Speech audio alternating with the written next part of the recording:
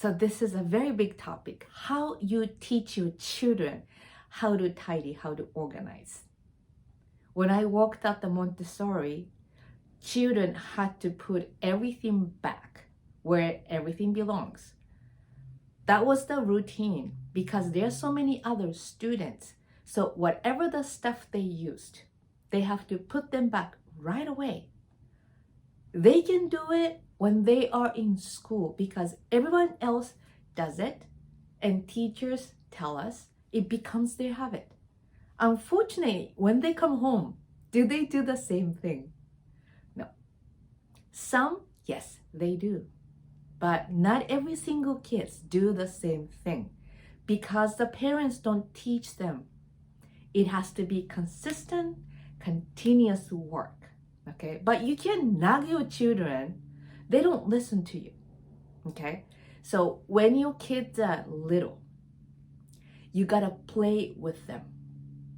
You know, this is the song like, clean up, everybody, everywhere, clean up, clean up. You sing a song with kids and they started singing a song with them. Maybe you can set up the timer. Okay, let's do this like for 2 minutes together. Okay, I'm gonna put all the red stuff into this box. Can you put the blue one in this box? You know, you gotta come up what gets them. Okay, you have to make it as fun games. You can count it together. Okay, mommy's gonna put 1, daddy's gonna put 2. What's the number after 2? You know, so they will do it as a game. So if the children are littler, it's easier to teach them because they pay more attention as long as you make it as fun and do it together. But when the children are getting a little bit older, that's the time it's getting hard. So first of all, before you teach your children, you have to look your belongings, okay? Once children started seeing the significant change, for example, if there's so many pictures everywhere in the wall, it's cluttered, right? But children grew up with that. But once you take all the pictures out from the wall, they will see the huge difference. They're like, wow, what's happening? Okay, so my biggest suggestion for you, you finish your thing, your belongings. If you are working on the closet space, pantries, inside of the what do you call it? Refrigerator and stuff. They may not see the big difference. But if you take completely empty the kitchen counter, they will notice. Okay? If you have nothing in the bookshelf, they will notice. If there's not a single shoes in the entrance, they will notice. So you have to make it as a significant difference. So they will be like, what's going on here? More they see it, more they see less stuff outside on the surface, they are going to be like, oh, I like it. Okay? And then they're going to get inspired. When you started telling them what to do, they will start listening to you more. But you always have to praise them. Like I suggest you to praise yourself. Okay? We tend to seek something is not working. So always praise. Before you teach them something, praise them something they did right before you teach them something. Which means if you want them to tidy kitchen counter, no matter how many times you tell them to put everything in the dishwasher, if they don't do it, right before you tell them, if they come up and say, hi mom, I love you, praise that part. Oh, I love you so much. You are always giving me so much love. By the way, you know, you always praise them before you have a little bit of a talk, and then they will listen to you. When it becomes like a teenagers, it's a little bit difficult. You gotta have a heart-to-heart talk. So I'm going to give you some of the interesting information, okay? I used to work as a nanny and babysitter. And when I worked in Malibu, so many kids are spoiled, okay? And one of the kid asked me, do you ever swim in a public swimming pool? I said, of course. And she goes, ew, you dirty, you nasty, ew, all the germs from the other people in the pool. I was like, what? That's common. Don't you want to go to a Disneyland? She goes, yeah. Don't you want to stay at the hotel in a Disneyland and their public pool? It's fun. It's bigger and you play with so many other kids. It didn't hit her. And so I said, oh, by the way, how many people have a pool in the house? It didn't hit her either. She goes, okay, I got friends this and this and this and this and this. Almost all of my friends has a pool in the house. I was like, you know what? That approach did not work. So I said to her, you gotta appreciate your parents this.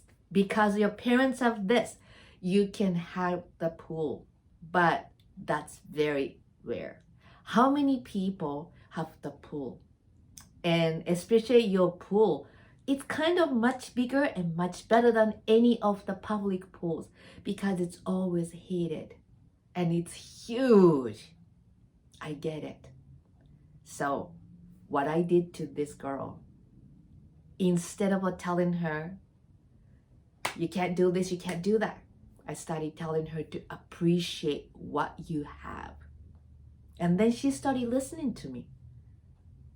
And another example is, this was also a teenage girl.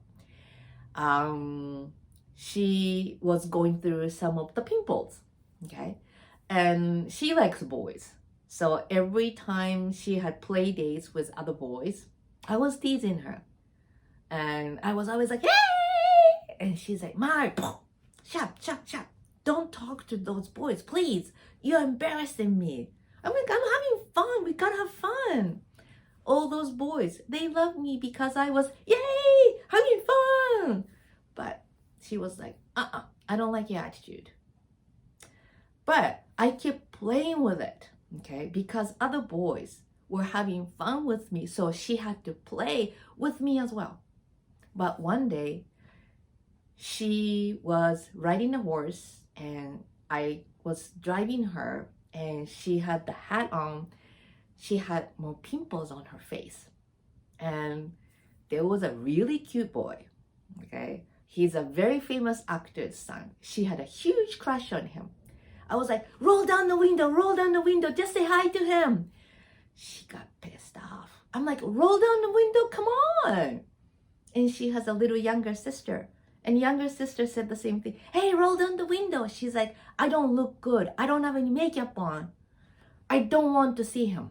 I'm like, come on, what are you talking about? You're beautiful just the way you are. You gotta be okay with yourself. And then maybe he's gonna like you. So come on. She got pissed off. When we got home, she didn't want to talk to me. She told her mom and dad that I don't want mine. I can't trust her anymore. I told her 5 times, do not do it. For me, it was always fun because I was always teasing her with other boys.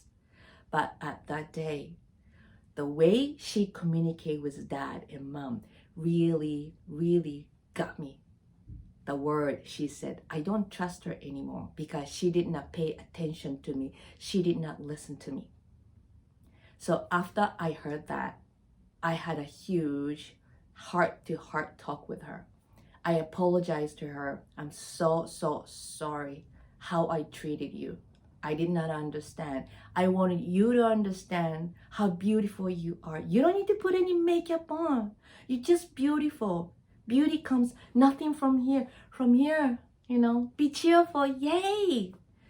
I want you to be confident with yourself. But she said, I get that. But I wanted you to listen to me.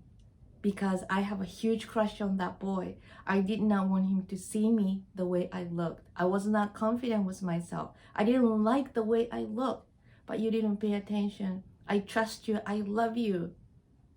You're like my big sister. I wanted you to listen to me. Guess what? After we had this big talk, we became like super close because I finally understood her. So you communicate with your children heart to heart. More children go older, you gotta have a heart-to-heart communication. In a different video, I mentioned about my stepchildren. Sometimes children fall apart with drugs.